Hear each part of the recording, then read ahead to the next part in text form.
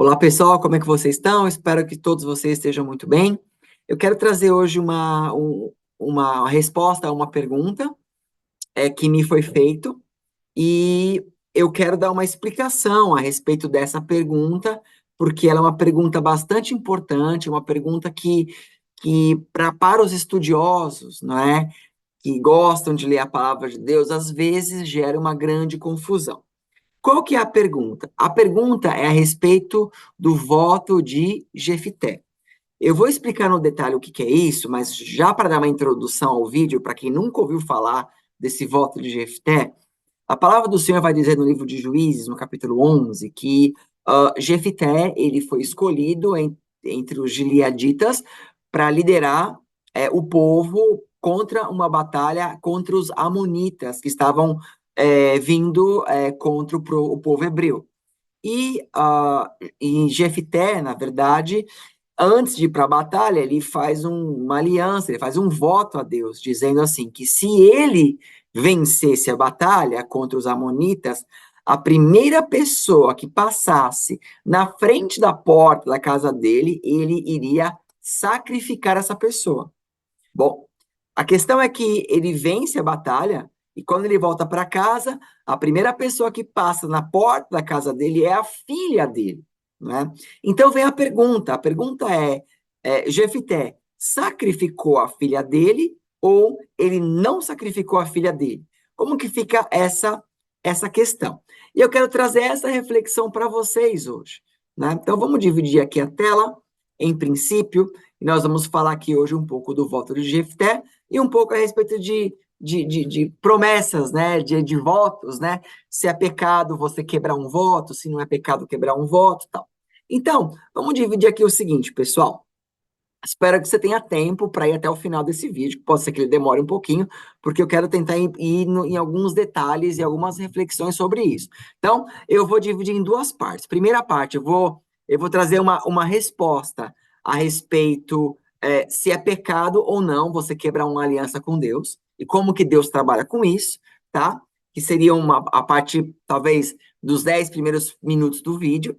E depois eu quero trabalhar mais nessa questão do voto de Jefté, se ele sacrificou a filha ou não. Tudo bem? Então, de repente, a primeira parte é para quem está com pressa, e a segunda parte é para quem é mais estudioso e quer um pouco mais a fundo na palavra de Deus. Muito embora, se você pesquisar no YouTube, na internet, aí você vai encontrar muitos pastores falando a respeito de Jefté. Então, não é um assunto muito novo para muita gente, mas eu vou trazer essa resposta aqui porque eu acho que vale muito a pena. Bom, sem mais delongas, vamos lá. Primeira parte, né? Olha o que a palavra diz em Eclesiastes, do 4 ao 5. Eu não estou falando de Jefté ainda, tá bom? Estou falando aqui de uma aliança normal. Olha só, quando você fizer um voto, cumpra-o sem demora, pois os tolos desagradam a Deus. Cumpra o seu voto. É melhor não fazer um voto do que fazer e não cumprir. Bom, aqui nós estamos vendo que quando nós fazemos uma aliança com Deus, é importante que essa aliança ela seja cumprida, né? Porque aquele que não cumpre, ele é um tolo, né? E fala ainda assim, que é melhor você não prometer do que você prometer e não fazer, né? Nós vemos na palavra de Deus, eu não vou trazer os textos aqui, mas nós vemos algumas coisas ao longo dos textos dizendo coisas como do tipo, se você prometer algo para Deus e você não cumprir, Deus ele olha isso como um ato ruim, como algo, né, que pode trazer uma consequência de Deus sobre cada um de nós, né? Por quê? Porque você passa a ser mentiroso, né? Por exemplo, Deus fala assim que nós não devemos jurar, né, sobre coisa alguma, porque se você jurar e não cumprir, você traz uma consequência sobre cada um de nós. Então, o voto, na verdade, ele não passa, na verdade, ele é semelhante a um tipo de juramento, né? Então, às vezes, as pessoas fazem votos com Deus, por exemplo, Senhor, eu vou fazer um voto de jejum durante 21 dias, porque eu gostaria de que nesses 21 dias tal coisa qualquer acontecesse sobre a minha vida. E as pessoas fazem votos por diversos motivos, seja por cura, por emprego, por relacionamento, que deve ser restaurado, por filhos, enfim, por vários tipos de coisas, né? E não tem problema fazer voto nenhum. A grande questão é você não cumprir o voto. Você falar né, e não cumprir. Por exemplo, às vezes as pessoas fazem um jejum, fazem uma aliança com Deus de fazer um jejum de 40 dias. Só que Deus, na sua infinita benevolência, às vezes ele te traz a bênção no dia 2.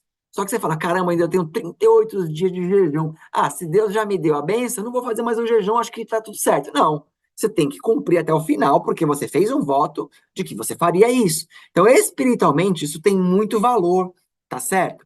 Então, se você fizer uma aliança com Deus, cumpra isso. A mesma coisa se você prometeu alguma coisa a uma pessoa. Se você prometeu, cumpra a sua promessa. Até porque, para que você não passe como mentiroso, porque a palavra do Senhor diz que o diabo é o pai da mentira. Então, se você mente, você está sendo conivente com o pai da mentira, certo? Então, você vai e cumpra. Mas, pastor, e se eu, por exemplo, fiz um voto de jejum com o Senhor, por exemplo, e eu esqueci, eu comi um chocolate, eu não podia ter comido, eu comi uma carne, né? Fui num churrasco, esqueci do horário, acabei comendo, foi um equívoco. O que eu faço? Estou condenado? Vai vir uma maldição sobre a minha vida? Olha, se isso foi um equívoco, foi algo inesperado, chega na presença de Deus, pede perdão para Deus, se arrepende daquele pecado e você retoma o seu jejum desde o dia 1. Você anula aquele voto, né, e você começa desde o dia 1. Alinha com o seu pastor ele vai orar com você, né, ele vai te ajudar ali, né, na liturgia, o que a palavra do Senhor te diz, ele vai te encaminhar para que você retome aquela aliança e você volte a fazer aquilo que você tinha feito. Amém? Né? Agora, se você, mesma coisa, se você prometeu a alguma pessoa alguma coisa, vai e cumpra, né? Poxa, mas se eu prometi alguma coisa a uma pessoa, mas eu não posso mais cumprir aquilo. Vou dar um exemplo. De repente você trabalha numa empresa e você prometeu para uma pessoa que você daria emprego para aquela pessoa naquela empresa. Só que por algum motivo você perdeu o emprego. Você não tem mais como dar o emprego para ela porque você perdeu o seu próprio. Então, você já não tem mais como cumprir aquele voto. Então você vai até aquela pessoa, você pede perdão para ela, você, né, explica a situação, né, e você encerra aquilo e infelizmente você não tem como cumprir. Amém? Entregue isso a Deus e vá com a sua consciência limpa. Agora, o que você não pode fazer é prometer alguma coisa e podendo realizar a bênção, você não faz por qualquer motivo, porque você não quer, porque você está com ciúmes, sei lá, qualquer coisa do tipo. Não. Se você prometeu, se você alinhou ali com a pessoa, cumpra. Se você prometeu algo para Deus, vá e cumpra o voto que você prometeu. Tá bom? Então aqui eu respondo a primeira parte da nossa questão aqui. Agora, voltando aqui à nossa situação, né? A pergunta era o seguinte: o voto de Jefté.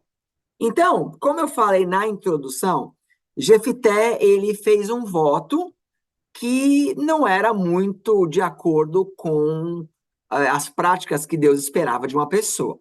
Mas vamos ler aqui o resumo desse voto. Olha só. Juízes, capítulo 11, do 30 ao 31. Ele diz assim: E Jefté fez este voto ao Senhor: Se entregares os amonitas nas minhas mãos, aquele que vier saindo da porta da minha casa ao meu encontro, quando eu retornar da vitória sobre os amonitas, será do Senhor, e eu o oferecerei em holocausto. Né? Do 34 ao 35 diz assim: Quando Jefté chegou à sua casa em Mispá, sua filha saiu ao seu encontro, dançando ao som dos tamborins. E ela era filha única. Ele não tinha outro filho ou filha. Quando a viu, rasgou suas vestes e gritou: Ah, minha filha, estou angustiado e desesperado por sua causa, pois fiz ao Senhor um voto que não posso quebrar. Bom, então aqui nós estamos vendo uma situação complexa, né? Ele fez um voto ali para que se Deus desse uma vitória para ele, ele voltaria a primeira pessoa que passasse na frente da sua casa, a primeira pessoa que ele visse ali, ele sacrificaria. E, bom, vamos entender um pouco a esse respeito.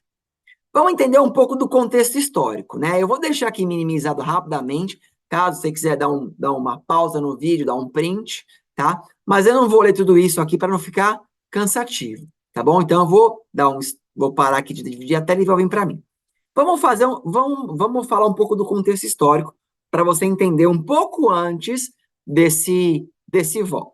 Bom, pois bem, o que acontece é o seguinte, você deve lembrar que Moisés, ele é chamado por Deus para libertar o povo que era escravo no Egito. Então Moisés, ele vai, como um libertador, ele vai, né, Deus o capacita ali, ele liberta aquele povo, eles entram na Terra Prometida, perdão, eles entram no deserto e eles vão em seguindo a Terra Prometida. Quando Moisés está quase chegando na Terra Prometida, ele morre e o seu discípulo Josué, então, assume a liderança do povo hebreu. E Josué, então, ele entra na Terra Prometida, que a Terra Prometida era dominada ali por várias tribos, vários outros povos, como os amonitas, os moabitas, os filisteus, entre muitos povos ali, os cananeus, né, enfim.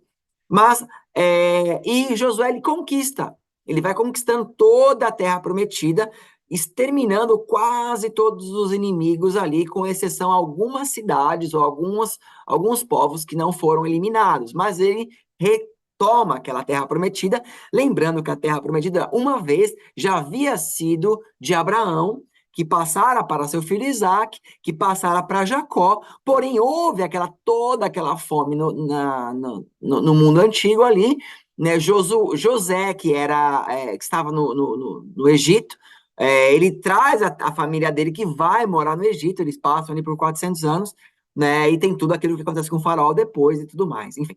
Né, então, eles estão voltando, na verdade, para a terra deles, que estava ocupada pelos inimigos, eles batalham contra os inimigos, eles vencem ali os inimigos. Pois bem, só que o que acontece? Quando Josué, depois que Josué conquistou tudo, dividiu ali as tribos, cada tribo ficou em um lugar, então aí tinha a tribo de Dan, tinha a tribo de Gad, tinha a tribo de Sacar, né, Rubem, cada tribo foi ficando num lugar ali, e Josué, ele acaba morrendo. Só que o que acontece? Quando Josué morre, Josué não deixou um sucessor. Por exemplo, Moisés morreu e o sucessor formado era Josué. Josué morreu, Josué não tinha um sucessor, então ali cada tribo ficou ali meio que tomando conta da sua terra como eles queriam. O grande problema é que ainda haviam povos, né, de outros que serviam a outros deuses. Então, esses povos, aos poucos, eles iam se misturando ao povo de Deus e eles acabavam tendo, né, alguns problemas ali. Então, vários momentos ali o povo, ele às vezes ele saía ali da presença de Deus, passava a adorar algum Deus, né, de um povo que não era o povo de Deus. E ali aconteciam os problemas, então o povo sofria, aí Deus, né, vinha, o povo se arrependia, e Deus ele vinha e resgatava o povo, enfim. E o que acontecia? Né? Como tinha várias vezes essas questões do povo deixar de servir a Deus, servir outros povos, então nesses períodos Deus levantava os juízes, tá? Então os juízes eram aquelas pessoas que se levantavam ali durante um tempo, eles lideravam o povo contra os inimigos, né? Fazendo o povo se arrepender, voltar a Deus, então o povo se arrependia, voltava a Deus, lutava contra os inimigos e vencia os inimigos. Passava-se um tempo, o povo de novo caía nesse problema, Deus levantava um outro juiz, e esse novo juiz levantava o povo e lutava com os inimigos e acabava. Aí um pouco o povo se desviava de novo, então Deus ia levantando juízes e juízes todas as vezes que o povo acabava caindo, né, em adoração aos deuses antigos, aos deuses com D minúsculos, que eu costumo dizer, que eram os demônios, né? Então, por exemplo, dentre esses juízes, né, foram levantadas pessoas como, por exemplo, Gideão, que ele foi um dos juízes, o próprio Sansão, ele foi um dos juízes, Débora, que foi, se não me engano, acho que a única juíza mulher, né, que liderou ali o povo. O profeta Samuel, ele foi o último juiz, e também o primeiro profeta da época dos profetas, tá? E era assim que funcionava. Então, em um dado momento, levantou-se um juiz chamado Jefité, tá? Que agora nós vamos falar um pouquinho a respeito de Jefité. Então, olha só, em Juízes 21, 25 diz assim: naquela época não havia rei em Israel, cada um fazia o que lhe parecia certo. Percebem? Como não havia rei, as pessoas faziam aquilo que achavam bom. Só que nem sempre o que eles achavam bom era o correto. Eles usavam o livre-arbítrio e faziam aquilo que achavam que era o correto. Nesse período, eles fizeram muitas atrocidades, muitas coisas contra Deus. E por isso eles se afastavam de Deus, eles serviam a deuses estrangeiros, e aí Deus levantava os juízes para tentar trazer o povo de volta. Era uma confusão muito grande nessa época dos juízes, né?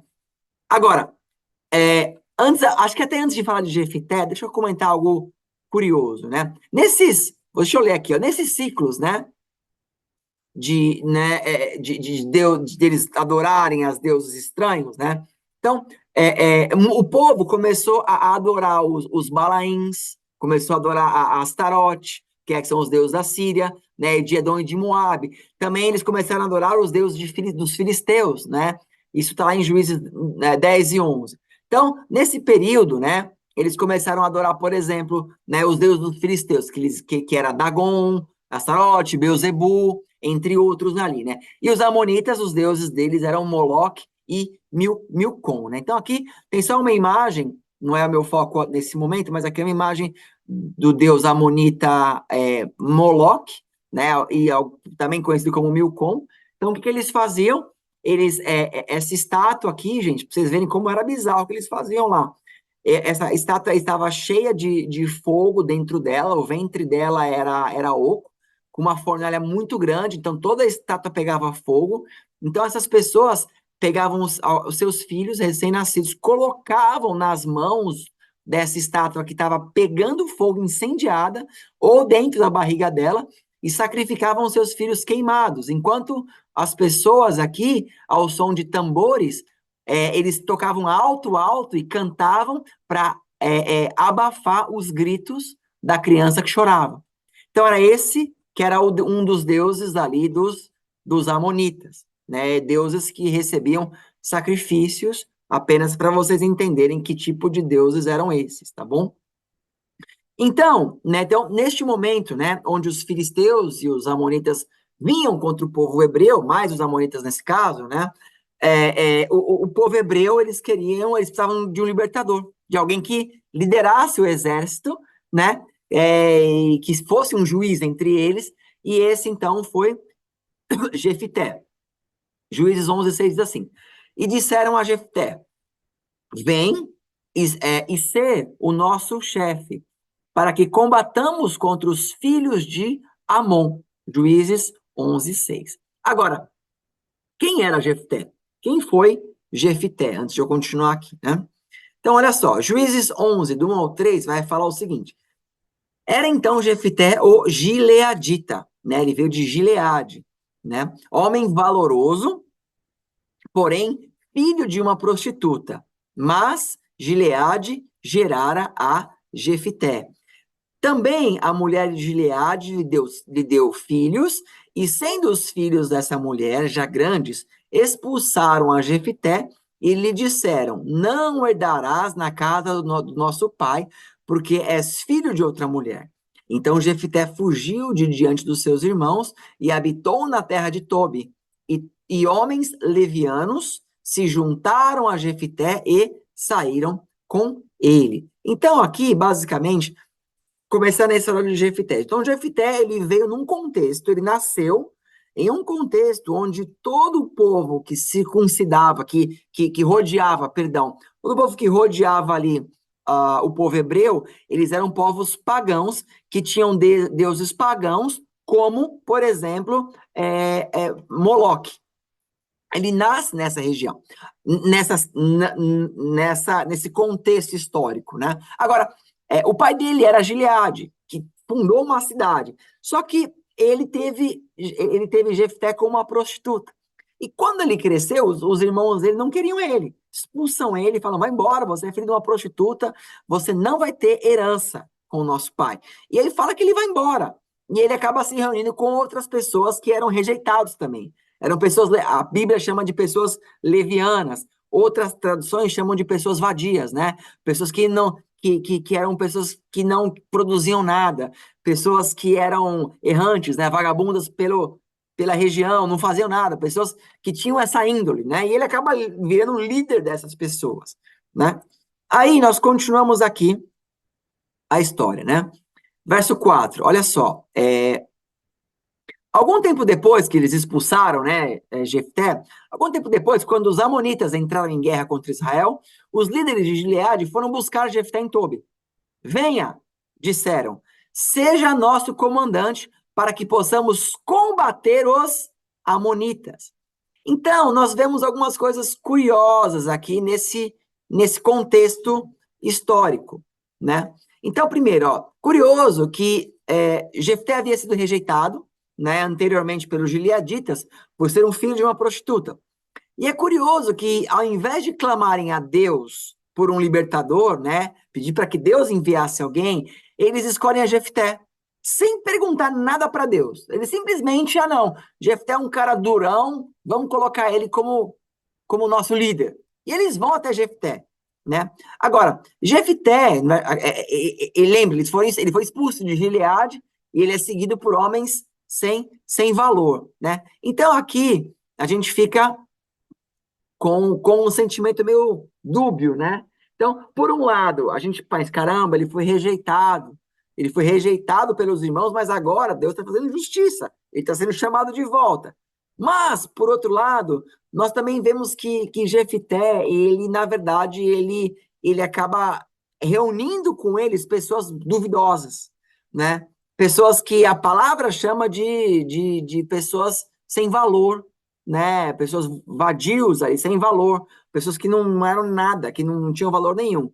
Não estou querendo entrar no mérito que Deus não possa restaurar as pessoas, mas a pergunta que eu me faço é o seguinte: se por um lado ele realmente foi expulso pelos irmãos, a gente fala, puxa, mas por outro lado, será que Deus queria um libertador assim, que tivesse liderando pessoas que não tivessem valor algum, ou que não tivesse compromisso nenhum com o Senhor?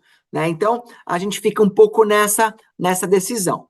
E, para encurtar a história, ele, obviamente, Jefté, ele aceita esse cargo, ele aceita essa posição, só que ele não vai falar, né, com o rei dos amonitas. Na verdade, ele vai mandar ali, né, o texto vai seguir, ele vai mandar um mensageiro, que não era muito comum. Geralmente, nas batalhas, os reis, eles iam tentar fazer uma negociação, né, com o rei inimigo. Claro que o mensageiro, ele tinha o tal do salvo-conduto, né, mas numa situação de guerra, muitas vezes os reis iam na frente, né, os líderes iam na frente para negociar.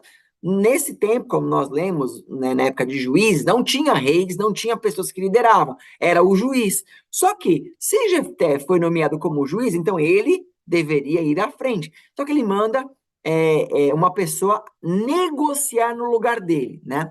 E quando ele manda negociar, ele começa, né, falar, olha, vocês querem essa terra, mas essa terra não é de vocês, essa terra é nossa, né? Foi herança, né, que Deus nos deu e tal, e estava tudo certo.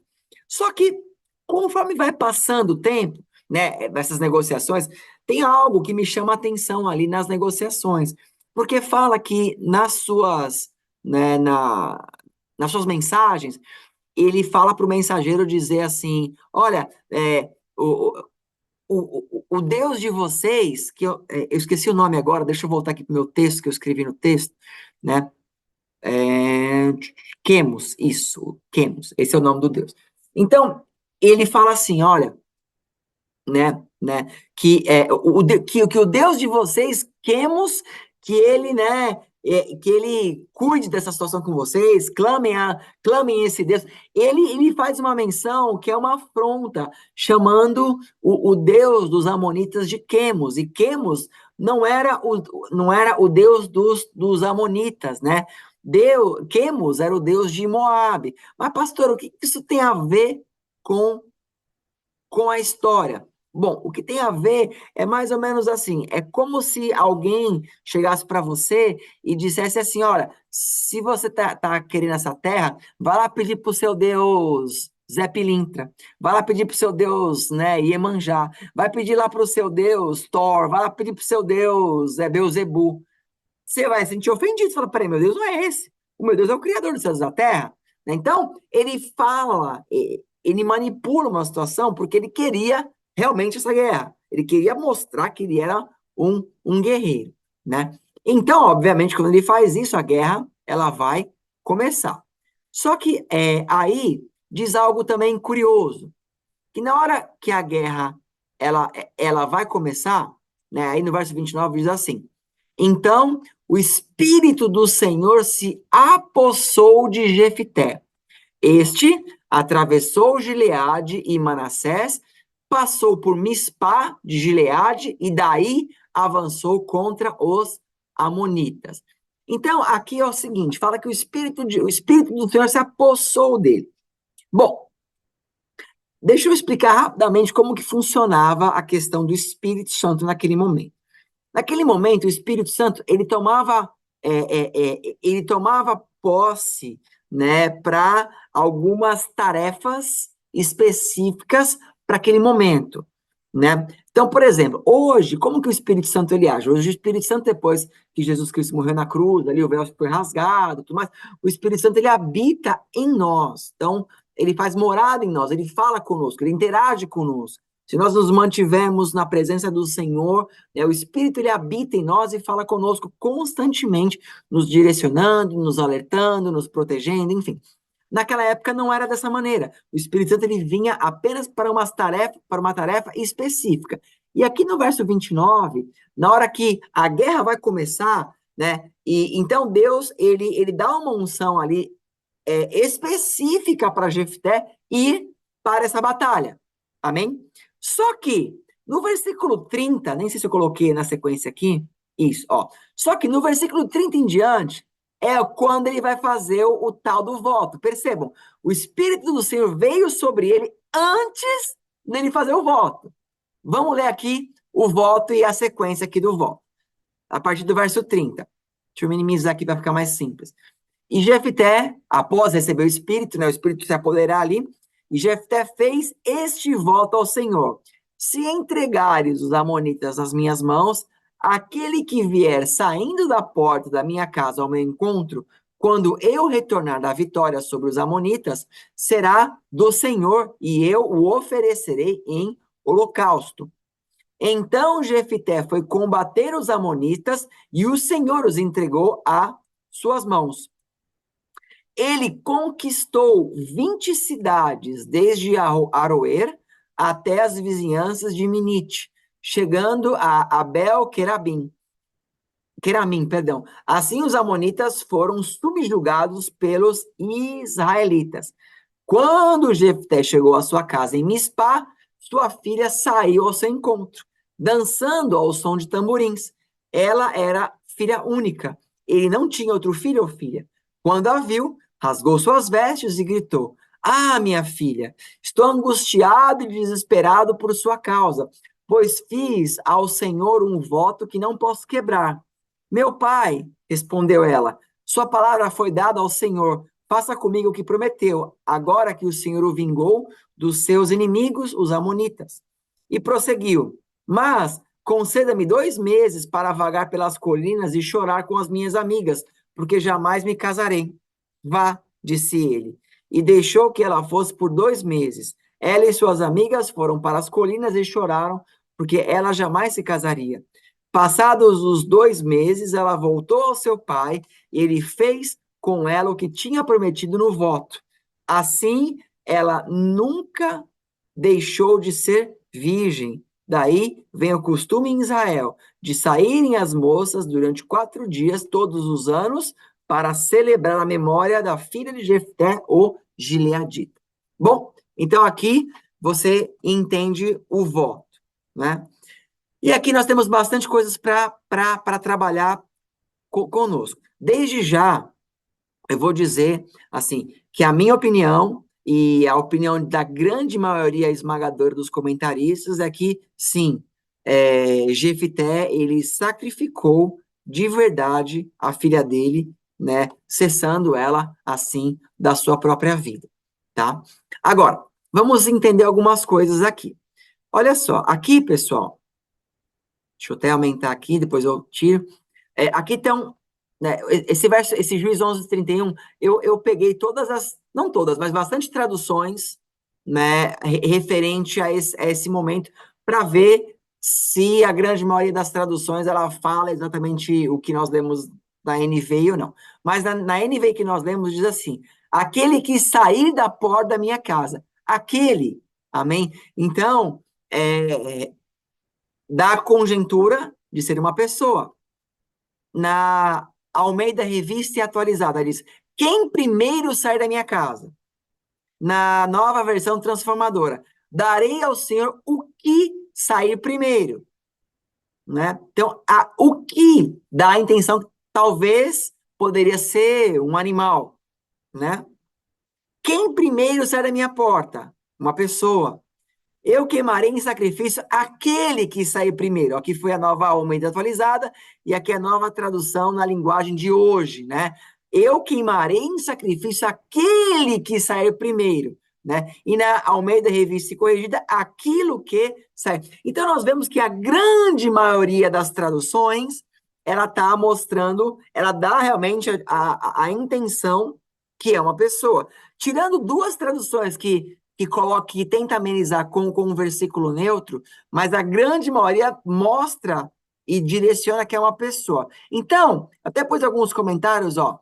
Algumas pessoas dizem, talvez fosse um animal que fosse entrar na porta, né? Como diz aqui, por exemplo, perdão, o que sair primeiro? O quê? Mas assim, o que, né? Fica muito estranho o quê? O que sai, se sai uma pedra, então a pedra é o quê?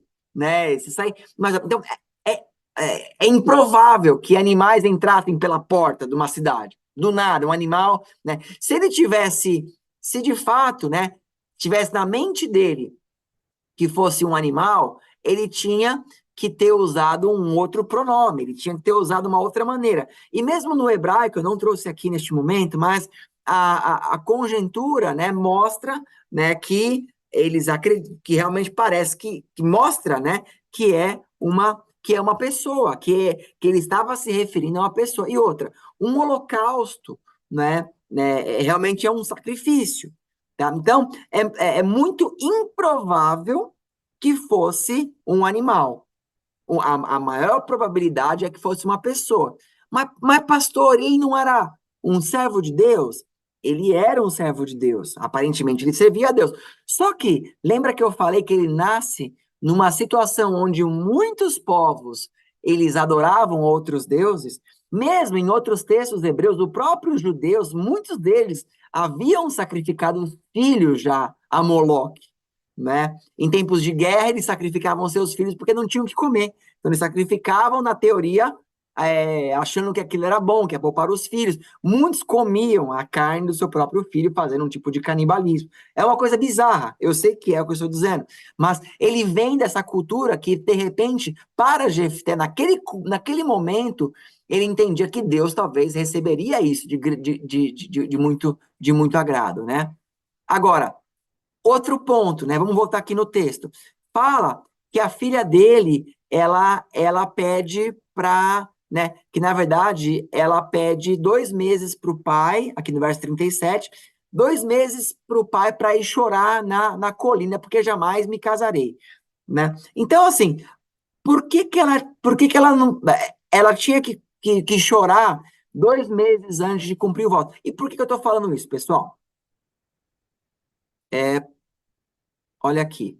Depois eu passei rápido aqui o slide, daqui a pouco eu volto aqui. Mas, ó, existe uma discussão que se esse voto, né, fosse né, seria realmente um sacrifício, um holocausto, como eu estou falando que é, ou se seria um voto de castidade perpétua, porque a moça disse que jamais se casaria. Né? Então, algumas pessoas tentam amenizar, dizendo, não, mas de repente foi só um voto de que ela jamais se casaria, ela ia ficar virgem para sempre, né? Então, por isso que ela vai chorar e tudo mais. Só que não faz sentido isso.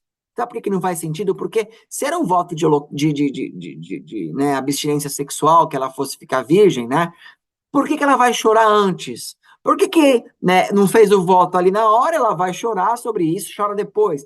Quer dizer, então, tudo indica que ela chora antes, porque depois, quando ela voltasse, ela não ia ter como chorar, né? Ela não teria como chorar, justamente porque ela não estaria mais viva, entendem?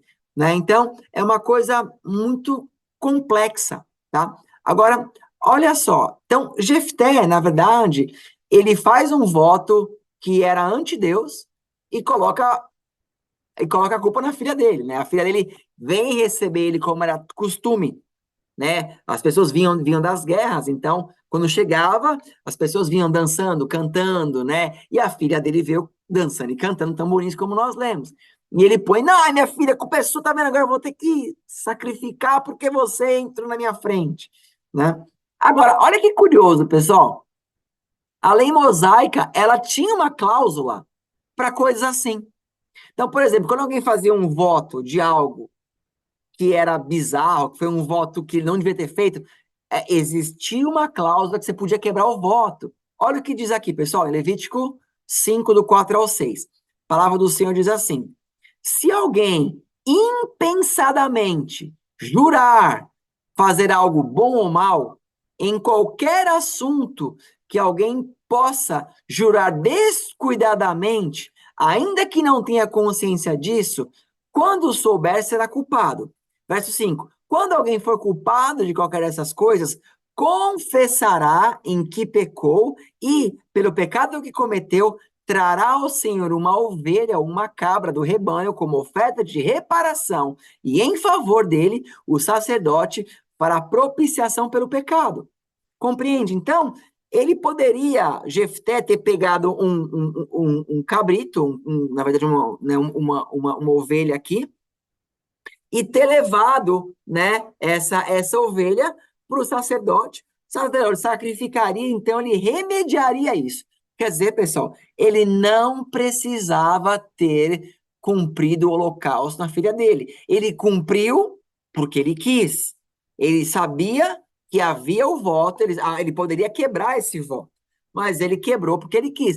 Fora isso, em Levítico 27, no 1 até o 8, fala também do voto do resgatador, que se alguém, né, tivesse um pecado, tivesse que cumprir uma pena por conta de algo, né, por conta de ser escravo ou algo que fosse, havia lá o voto do resgatador que o pai é um parente próximo, poderia resgatar aquela pessoa, que é aqui um outro ponto. Mas o mais, assim, o Levítico 5, do 4 ao 6, para mim, não sei para você, mas mostra que Jefté poderia ter quebrado o voto.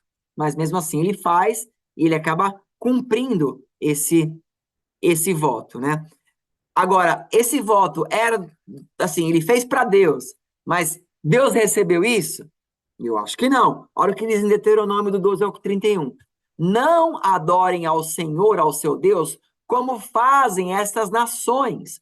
Porque, ao adorarem os seus deuses, eles fazem todo tipo de coisas repugnantes que o Senhor odeia, como queimar seus filhos e filhas no fogo em sacrifício aos seus deuses. Percebam, não era da vontade de Deus que ele fizesse isso. Mas, pastor, ele não foi cheio de Deus ali.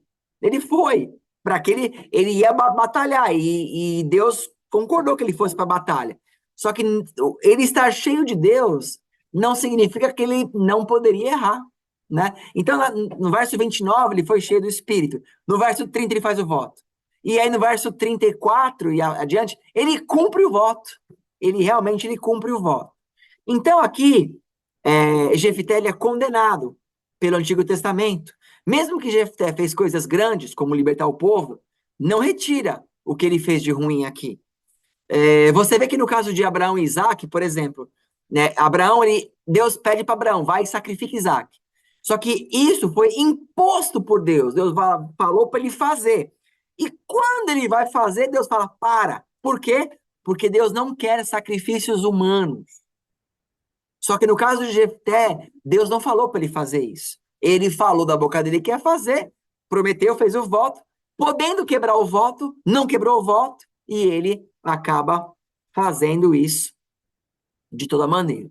Tá certo? Então, parando aqui rapidamente, digo para você, ele fez um ato impensado, sem a vontade de Deus, ele de fato sacrificou a filha dele, né, diante de Deus. Poxa, mas pastor, mas é, Eu entendi, mas realmente não foi lá, não dá para amenizar essa daí, não? Não dá para dizer que ela foi só virou virgem? Não, porque fala que as filhas, né, as mulheres de Israel, elas celebram, né, entre aspas, elas choram 4 dias, elas fazem esse voto porque foi algo bizarro, né? E a menina ali, ela aceitou isso daí e ela acabou, né, se entregando ao pai ali, e o pai cumpriu o voto, né? Agora tem uma coisa, gente, com tudo isso que eu falei, tem uma coisa ainda que vai gerar uma confusão em nós.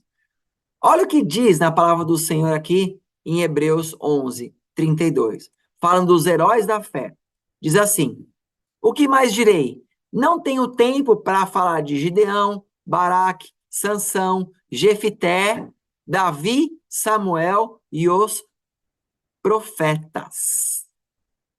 Quer dizer, quando Paulo está falando aqui em Hebreus dos heróis da fé, é mencionado Jefité como herói da fé. Mas como que fica isso? Se Jefité, ele sacrificou a filha dele, como que a gente resolve, né? Por que Jefité entrou para os heróis da fé após ter feito isso? Bom, existem comentaristas, né, vários, que dizem que o ato de fé de Jefté em combater os inimigos foi um ato de fé. Embora ele acaba fazendo algo ruim no final, não retira ou apaga o ato de fé que ele teve em combater os inimigos. Como, na verdade, está aqui falando de pessoas que tiveram fé, né? Então, você vê, Jefté, ele teve fé para batalhar, né? E a fé que ele teve para batalhar não significa que Deus foi de acordo com o que ele fez depois, né? Então, às vezes pessoas vão no caminho certo em um dado momento, mas depois eles acabam fazendo algo errado, né? Jefté é lembrado pelos seus atos de fé em nome de Deus, ainda que uma fé extremamente falha. E aqui tem uma lição. Um homem de fé que executa uma coisa grande a Deus não está isento de erros, mesmo erros terríveis. Mesmo ele cometendo esse ato terrível, a sua fé prevaleceu em Deus, mesmo com assumptions errados. Qualquer um olharia para Jefté com desaprovação, mas Deus olhou para Jefté com aprovação em sua fé e não no seu ato. Moisés foi um assassino, Jacó um trambiqueiro, Davi um assassino e um adúltero. Quantos de nós também praticamos erros terríveis? Não como matar uma filha, mas alguns de nós, às vezes, consentimos com o aborto, por exemplo. Então, Jefté não aparece como um homem de obras, mas como um homem de fé, que acreditou numa fé que ele acreditou ali. A filha dele, a filha de Jefté, foi recebida por Deus e Jefté teve que viver aquilo para sempre, né? Eu tenho que entender, de repente, que Jefté se arrependeu em algum momento, talvez por isso que ele entrou aqui. Bem como talvez Sansão. Sansão, ele estava cego, preso nas colunas, os filisteus ali com ele. Sansão, ele pede para que Deus dê para ele força no final da sua vida, mesmo ele com o cabelo cortado, Deus dá a força, ele puxa ali as colunas e o teto vem abaixo, ele morrendo ali, praticamente se matando, né? E ele entra, né, como herói da fé aqui, por ter matado muitos filisteus. Não que Deus é a favor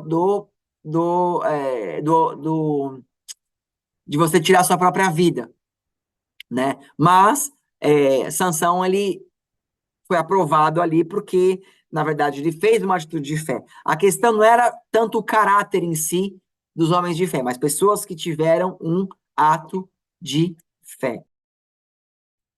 Bom, pessoal, estou chegando aqui no final e como minha consideração final, uma das minhas considerações finais aqui é o seguinte,